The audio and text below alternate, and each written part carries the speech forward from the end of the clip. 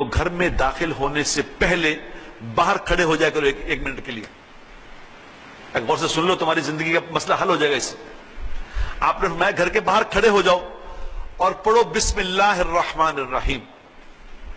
بسم اللہ پڑھ کے گھر میں داخل ہو. کوئی بھی کام میرے دوستو بسم اللہ کے بغیر نہ کیا کرو. بسم اللہ الرحمن الرحیم سارے قرآن کا خلاصہ ہے. سارا قرآن اس کے اندر ہے بسم اللہ الرحمن الرحیم میں. یہ ایسا بڑا ورد ہے جو اس ورد کو اپنا ورد بنا لے، اس سے کسی اور چیز کی ضرورت نہیں رہے گی. آج ہمارا مسئلہ یہ ہے کہ ہم یہ بسم اللہ کوئی پڑھتا ہے؟ کھانا کھانے سے پہلے بسم اللہ پڑھ رہے ہیں، گھر میں داخل ہونے سے پہلے بسم اللہ، کپڑے پہننے سے پہلے بسم اللہ، باتھ روم جانے سے پہلے بسم اللہ. ہر کام کو بسم اللہ اپنا ورد بناؤ، پھر دیکھو مسئلے کیسے حل ہوتے ہیں.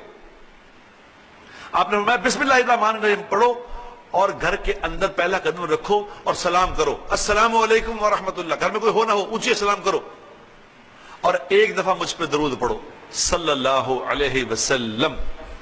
صلی اللہ علیہ وسلم ایک دفعہ درود پڑھو اور ساتھ ایک دفعہ پڑھو قل هو اللہ احد اللہ الصمد لم یلد ولم یولد ولم یکن له کفوا احد. یہ عمل کیا کرو. چلو جاؤ.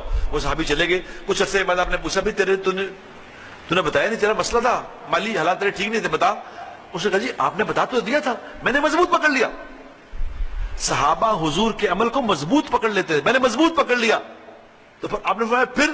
اس نے کہا جی پھر کیا؟ میرا گھر نہیں، میرے گھر کے قریب جتنے گھر تھے سب کے مالی حالات اچھے ہو گئے. یہ اللہ کے نبی کا عمل ہے. اللہ کے نبی نے اعمال دیے ہیں. ہماری کم نصیبی میرے دوستو نبی کا عمل نہیں سیکھا.